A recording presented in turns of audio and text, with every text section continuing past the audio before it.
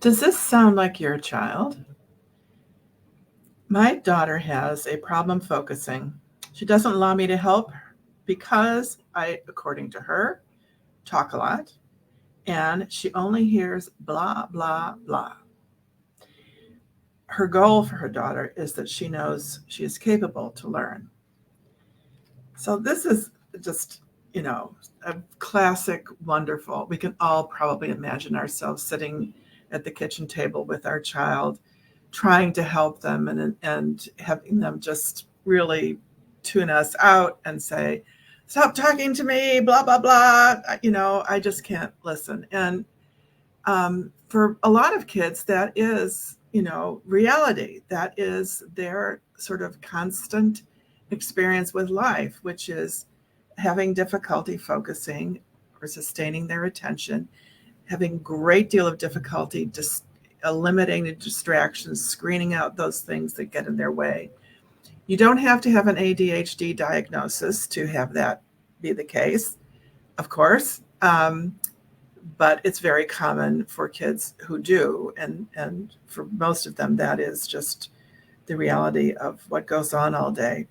But there could be some other things too. So, um, we would want to rule out or at least consider the possibility that there's some other things that contribute to this problem focusing. Um, it could be, there could be some visual processing issues. So it might be literally having difficulty focusing or being very precise or selective in uh, what we're looking at, having difficulty discriminating between certain objects or letters or numbers or things like that. Just processing visual information for meaning can also look like difficulty focusing. And of course, the same would be true for auditory information. The other thing the other clue here, of course, is that when I hear my mother trying to help me, although I'm sure I know she's trying to help me, all I hear is blah, blah, blah.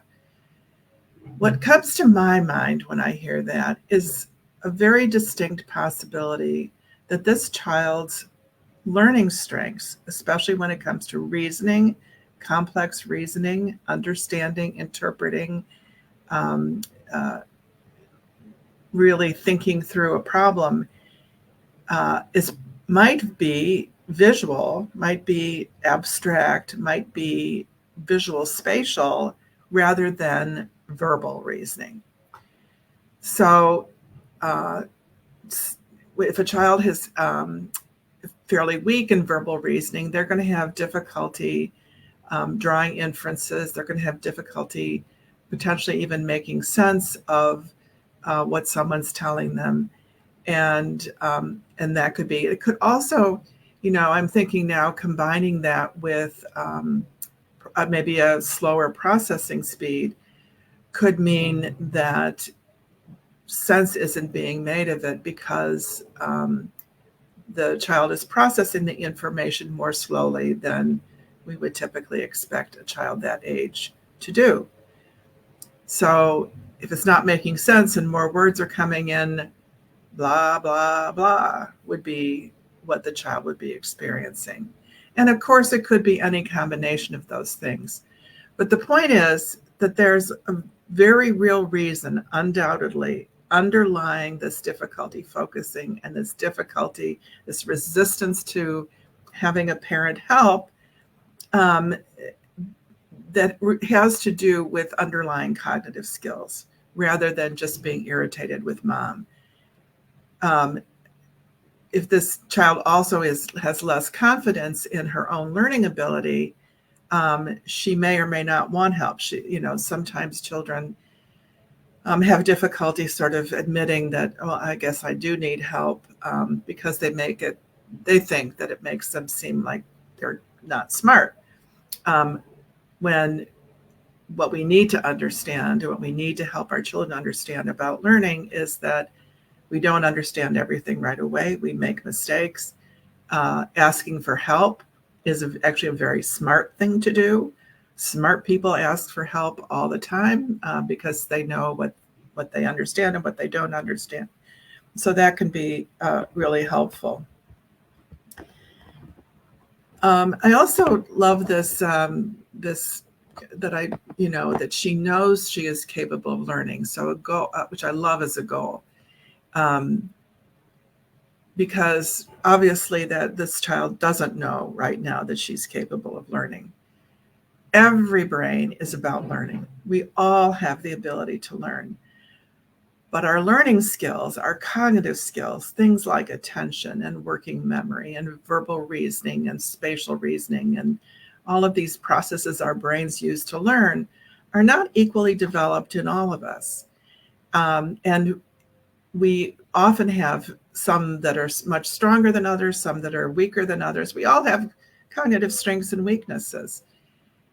And when we have inconsistent, so that we have some that are quite a bit stronger than others, it's likely to make us less confident in our ability to learn because because we don't understand that. We don't understand what our strengths are. So if I have strong spatial reasoning, I understand where things are in space and I can see the relationships and I can take things apart and put them back together and I don't even think about it. But then I have trouble understanding what my mother is explaining to me when she's trying to help me reason through a problem with words. So verbal reasoning, that's confusing to me. So I just think I'm not smart. I think I can't do it. I don't understand that this is a skill that is weaker, but that I can develop, that can become stronger.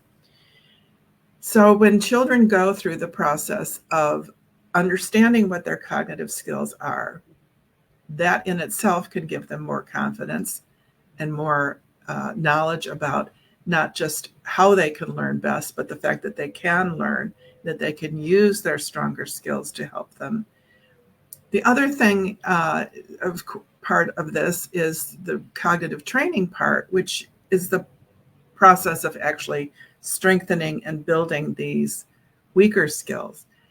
And when children have been through that, we see enormous improvement, just leaps and bounds kind of growth in self-confidence, in children's belief that they can learn, in their confidence in their learning ability and their learning capacity. And that comes from not just developing confidence out of the blue. You can't simply tell somebody, well, just, you need to be more confident. You need to, step into these problems and just, not worry about it. Just be confident that you'll do it. Well, if a child has stepped into a lot of learning situations and hasn't been successful at them, telling them that just to have confidence is like, telling them just to believe in the tooth fairy, which we do when our kids are really young, but at some point it doesn't work anymore.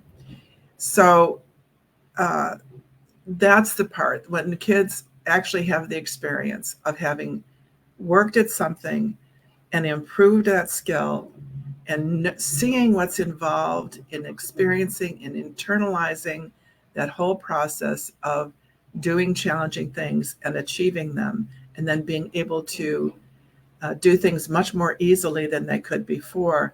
That is what really builds children's self-confidence.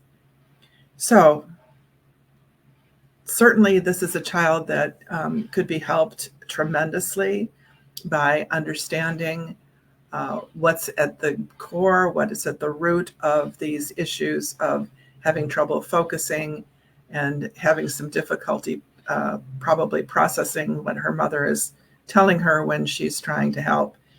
And then really developing true self-confidence through strengthening her cognitive skills and her capacity to learn.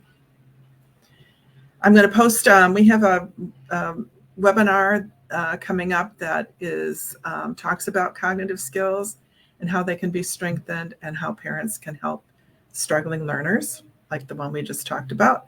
So I'll post that, I'll link to that in the comments. Everybody have a great day.